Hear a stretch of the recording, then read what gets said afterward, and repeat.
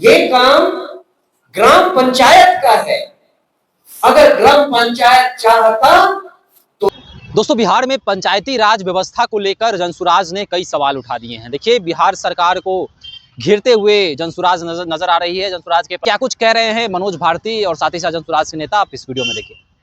दोस्तों, आपको मालूम है कि शुरू से ही जनसुराज पार्टी ने और इसके प्रणेता प्रशांत किशोर जी ने बार बार ये कहा है कि हम बिहार में व्यवस्था परिवर्तन करने के लिए आए हैं।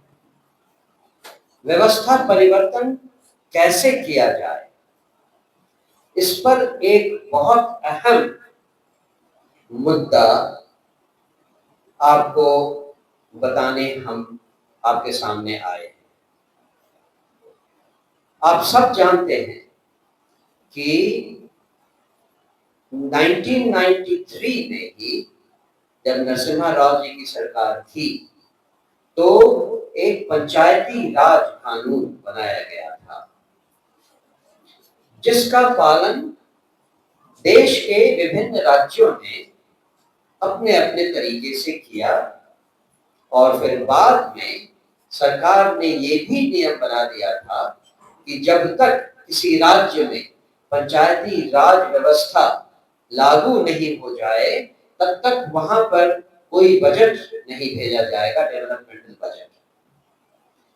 इन सब को अगर आप ध्यान दें और जैसा कि हम अभी आपको बताने वाले हैं उस पर जरा गौर करें तो आपको लगेगा कि अगर देश के हर राज्य में, पर्टिकुलरली बिहार जैसे राज्य में, इस पंचायती राज व्यवस्था को अच्छी तरह से लागू कर दिया जाए तो हमारे राज्य की लगभग सारी समस्याओं का निदान शुरू हो जाएगा।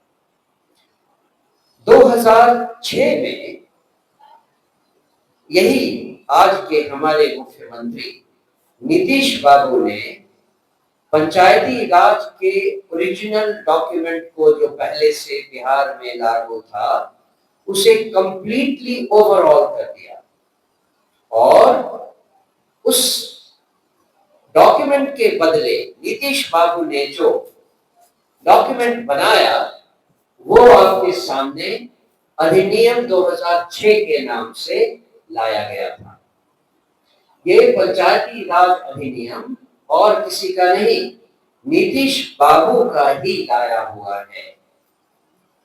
इस पंचायती राज अधिनियम में इतने अच्छे और सटीक प्रोविजन बनाए गए थे कि लगभग सारा प्रशासनिक अधिकार गांव के मुखिया के हाथ में था।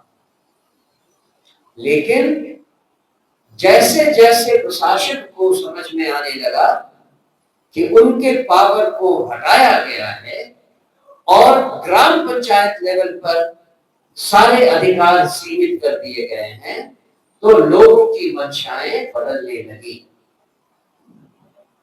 विदिन 5 years, 5 साल के भीतर कुछ ऐसे बदलाव हुए जिससे कि पंचायती राज अधिनियम की धज्जियां उड़ गई और बिहार में कहीं भी पंचायती राज दिखाई नहीं देता है।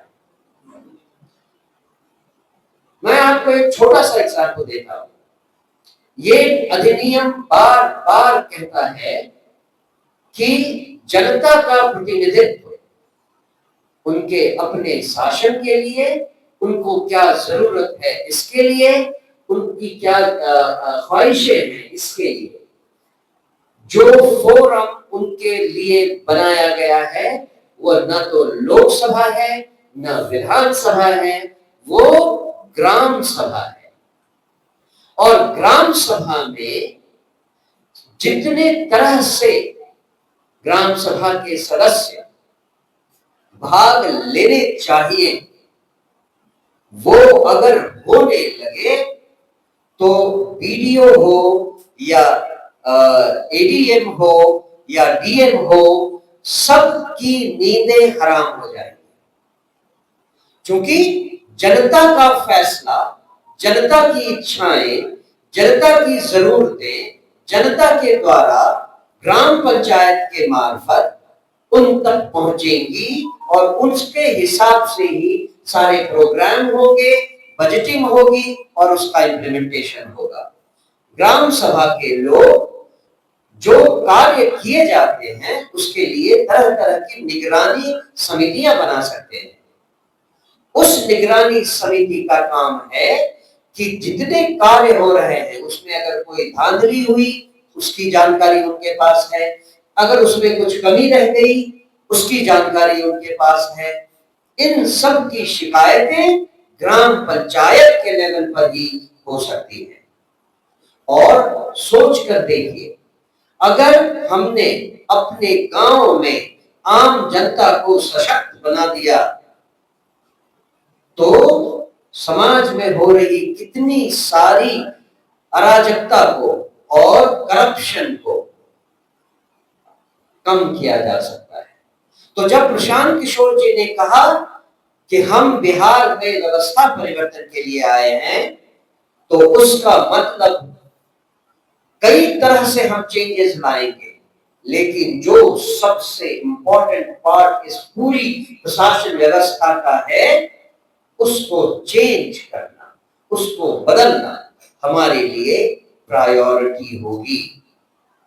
जन स्वराज जब भी शासन में आएगी, पहली प्रायोरिटियों में ग्राम सभा, ग्राम पंचायत और पूरी पंचायती राज व्यवस्था को सुदृढ़ बनाना हमारा ये संकल्प होगा।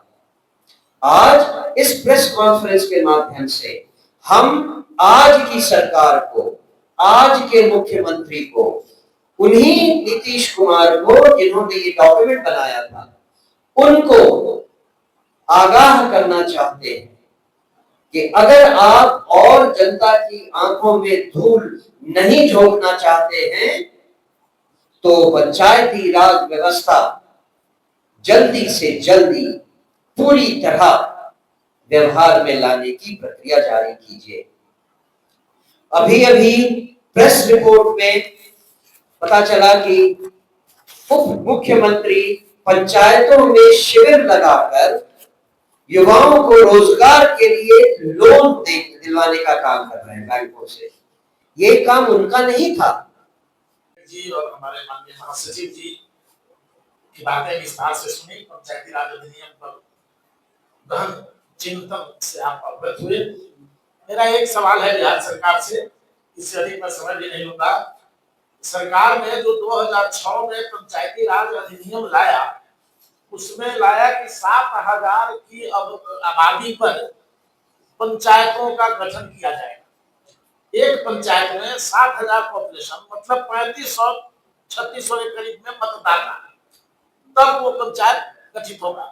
लेकिन दुर्भाग्य है कि 2006 में ये अधिनियम लाने के बाद से आज तक पंचायतों का परिसीमन नहीं कराया गया है और 10 वर्ष पर जबकि परिसीमन कराने का प्रावधान है, 20 वर्ष हो गया, अभी तक परिसीमन नहीं हो रहा है। और हाल ही में आप लोगों ने सुना होगा, आज से 2 महीना पहले मुख्यमंत्री जी किसी जिला में थे तो वहां से घोषणा कर रहे हैं कि इसी अवस्था में यथा स्थिति बनी रहेगी और पंचायत का चुनाव होगा।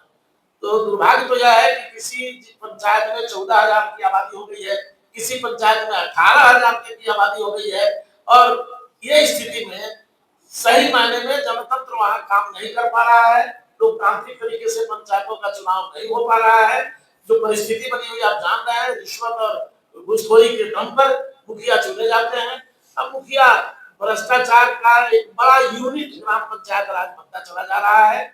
इसलिए सरकार से हमारी मांग होगी कि परिसीमन आयोग को निर्देशित करे और अविलंब पंचायतों के चुनाव के पहले परिसीमन करा लिए जाए, नए पंचायतों का गठन करा लिया जाए और उसके एस्टेब्लिशमेंट पर जो व्यवस्था करनी है, जैसे ग्राम सेवक की नियुक्ति, रोजगार सेवक की नियुक्ति, आवास सहायक की नियुक्ति, इसके लिए प्रक्रिया शुरू की जाए।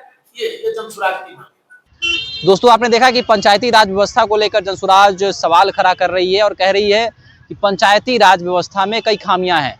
सरकार इस पर ध्यान क्यों नहीं देती है, इस पर भी आयोग क्यों नहीं बनता है, और साथ ही साथ पंचायती राज व्यवस्था की मॉनिटरिंग सरकार क्यों नहीं करती है। इन तमाम मसलों को लेकर जनसुराज ने सवाल उठाए हैं। आपको क्या लगता है इस मसले को लेकर? आप भी हमारे साथ कमेंट सेक्शन में अपनी राय रख सकते हैं। धन्यवाद।